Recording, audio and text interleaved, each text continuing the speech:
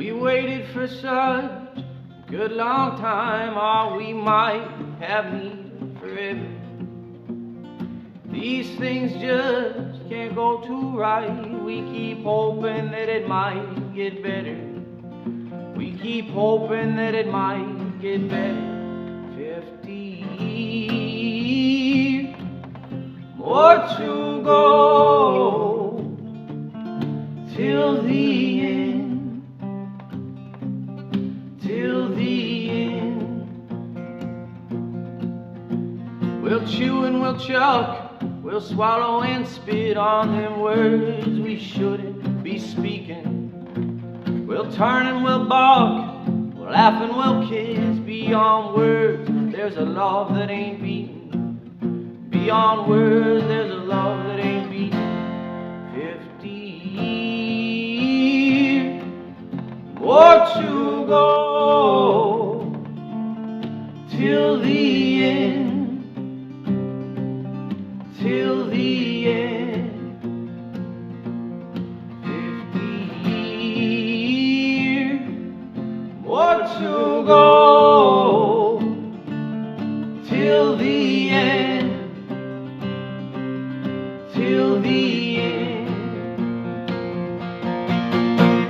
We'll build this up one brick at a time, but our bricks are brittle and broken. So we'll seal up the cracks, crooked line by line. In the end, we'll know it was worth it all. In the end, we'll know it was worth it.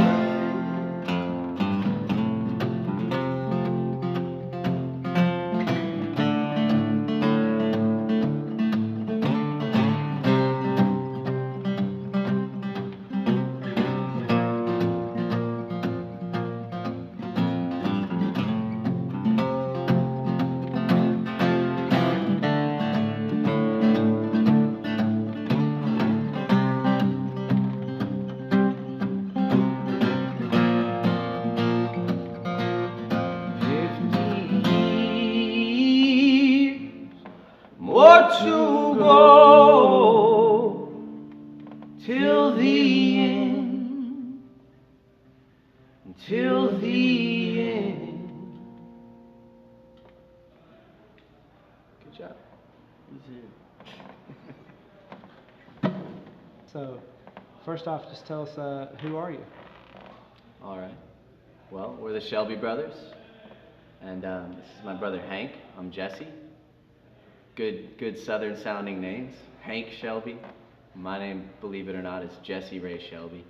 So if I wanted country stardom, it's right there waiting for me, I think. I think Hank Shelby sounds better. It sounds pretty good. Yeah. So anyway, but surprisingly, we're from the north. We're from around Chicago in northwest Indiana. However, our family, every member is way more southern than anyone I've met in Georgia. So we've got that going for us. You gotta be careful saying that. It's the southernmost northern state, or the It's northernmost true. southern It's state. true. or I ain't something. arguing too much. All right, well, Hank, tell them a little bit about you. No, I'm What you do. well. The chickens. About the chickens. I'm a farmer out in Ellerslie. I'm part of a farm out in Ellerslie, and it's a big, small operation, and it keeps me busy most of the time. I don't get to play as much music as I'd like to, but I admire my brother for doing some of that, and it's always fun playing along with him when we have the opportunity. And I've lived here for about 3 years, and I've loved every minute of it. And the things that have happened in my life are just crazy from then to now, and it continues to grow. Everything's just kind of falling into place as we speak, in a way. You might say that this is your second story. It's a oh yeah, the second story. It's my second story, and it's an honor to be here at Second Story with y'all, and this is gonna be fun. I can just feel it. And So I'm not a farmer. I went to work with Hank. we grew up. He grew up. I mean, you explain it better. All right, well, we're 11 years apart. So big age gap. I was kind of a babysitter. I mean, I was, you know, I had to change his diapers. It was like that big of a difference. So, seems weird now, sitting next to you as an adult to think about that. But anyway. A decade older than me. So, Hank lived a very different life than I did. When I grew up, we were in the suburbs of East Chicago, southern tip of Lake Michigan, and it was busy. And Hank grew up, my family moved to the rural part of Indiana, surrounded by cornfields, you know, small schools, just a totally different environment. Whereas my public school was like the epitome of, you know, a frightening public school, I guess, as far as just everything that could go on there was going on there. Hank had a different experience. And the population of the town I mostly grew up in was 1,000 people. Yeah. So that's a difference. What was your population? Well, it was a metropolis of small cities that were all like 50,000 people. Whatever so that they were means. all, yeah. So, but now I live in Columbus, Georgia, but yet work on a farm out in Ellerslie, so I get what feels like home when I'm at work, and I get to live in this lovely historic city, which I'm all about old things because I grew up kind of in the woods, so everything's old out there, you know. So, as I was saying, he's a farmer, and I'm not a farmer. I tried to go to work with him one day, just before Thanksgiving. Don't go into detail. I won't. They had to process turkeys, and we had like 55 birds to process that day. They were like 40-pound birds, and I'd never done anything like that. So I was the gutter, and it was very interesting. I haven't gone back to work with him since. It's not your new career. Yeah, so I'm a full-time musician, and I manage a recording studio, the Loft Recording Studio, which is a neighbor of yours. I've loved being a full-time musician since October now. It's gone really well. Been part of some really great collaborations. For example, Alan Levi got to play Rivertown Christmas this year with Alan, Justin Ballou, Dwayne Creswell, all incredible people. And I needed their mentorship, so very thankful for that. That was kind of my first step into full-time musicianhood. How long have you been playing guitar? So, he might be better than me, but I've been playing for like 20 years. And 20 years? Yeah. Since you were 11? Since I was about 12. Mm-hmm. I've been playing about the same time frame, since I was 12. Not 20 years, because I'm 21 years old right now. But, I mean, no, it was 21 years. Right around the same, that's crazy. Yeah, we started getting into it at the same age. And I guess I had a lot more time on my hands. Living in the country. Living in the country. Cornfields. Stay inside, play guitar. Yeah, exactly. So, I don't know. We both About play 9 guitar, years. bass, drums. About 9 years I've been playing. Yeah. And our start was quite different. Like, I started playing in the garage with friends, and then I went to college and I just played the acoustic, you know, and sang songs with my friends. And then finally, at the end of college, I realized that I needed to do much more with music. So I started doing it a lot more then. And funny thing is, that's when Hank really picked it up too. So around that time, I would go home to visit. I'd already moved away, far away. I'd go home to visit, and we'd sort of sit and have little jam sessions, and I'd try to teach him the stuff that I'd figured out. So he was always like right with me. Anything I figured out, I was showing him. And here he was, like a 12-year-old kid, able to do all of this stuff like that. I mean, I was terrible for the first 10 years of playing guitar. And Hank, within the first year, was gigging with my dad in his bands. Yeah, everything started Playing with lead guitar, shredding it up. when I was 11 on the verge of 12, every year playing in bars like with my dad every now and then. And he'd take me to jams and stuff, and then, like you said, when he'd come home and show me some things. But our big difference, which is hurting me now, is he knows how to read music, and he's always known how to do that. He was in orchestra, if you didn't know that. And I've always just learned everything by ear, and when he came home for Christmas, taught me a couple things here and there. Like he was explaining, he would come home, show me something, and I would get it. But everything else has been by ear, and that's coming back to bite me because he knows reading music will take you farther than just learning by ear. So. When you mentioned your dad, Yeah. Music is a family thing? Very much so. So the Shelby Brothers thing, it really came, I mean, we wanted to play together. As soon as he moved from Indiana down to here, it was like, all right, we're going to make music together all the time. But the whole idea of calling it the Shelby Brothers had so much to do with my dad, his generation. He was in a family where there were 5 kids, four boys and a girl. And they all were so musically inclined. They all played multiple instruments. They were an incredible band. They all sang, and so they were the Shelby Brothers. Even though they had a sister, she jumped in there. She's just as tough as, Wow. you know. Yeah.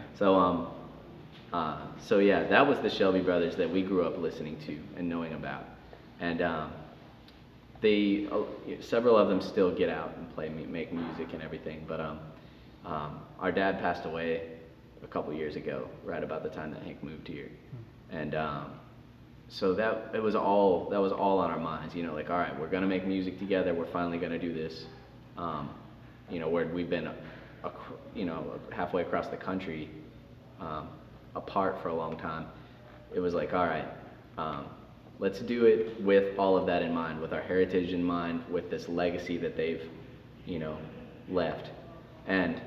I've been reading this biography that a relative of mine put together, a cousin named Jerry Shelby. He's in Alabama. This biography has so many cool details about our family history, but I didn't realize how the musicianship just kept going back and back. So not just my dad's generation, but our grandpa Shelby, who is in Marietta now, he was constantly, he was sort of a honky-tonk musician. And then his cousins, uncles, his parents. I'm reading these stories about how somebody might show up at 3 a.m, from across country and say, all right, I'm here to visit you guys. I'm sorry to bother you, sorry to wake you up. And then everybody whips out their instruments like, no, it's time we're going to make some music. You just got here. And then pretty soon everybody's got mandolins and fiddles and they're all switching off. And so that's what we grew up in, and that's what seems to have been going on for a long time. And yeah, that's where the Shelby Brothers come from. March the 9th, second story. Why should we be there? All right. Well, there are so many reasons. I'm not going to talk about the music first.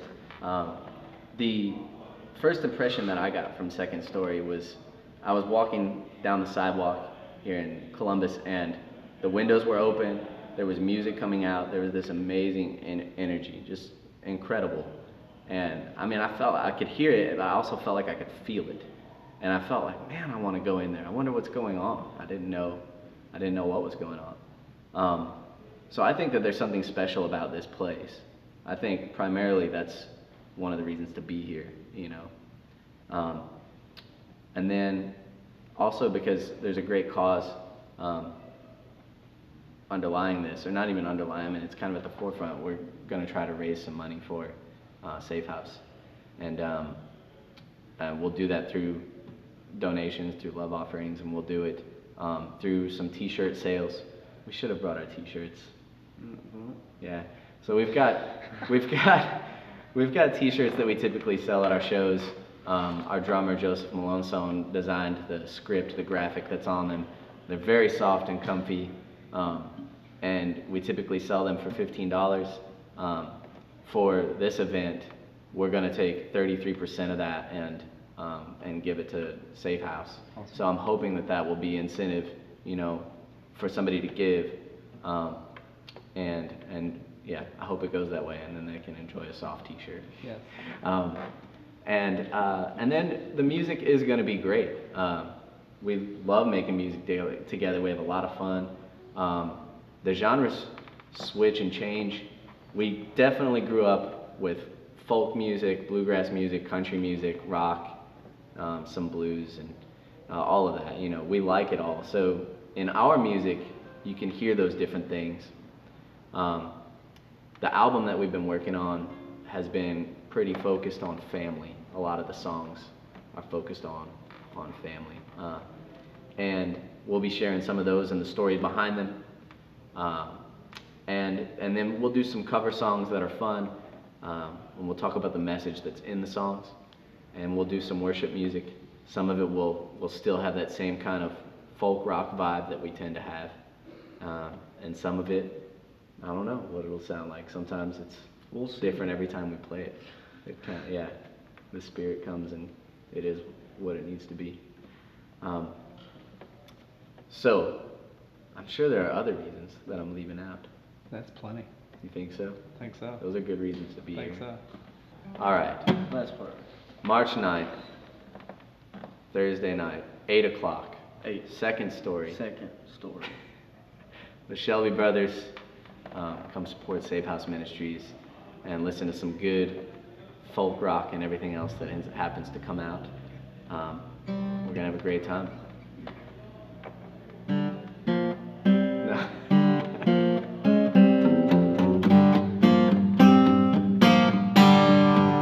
And we won't play that ever again.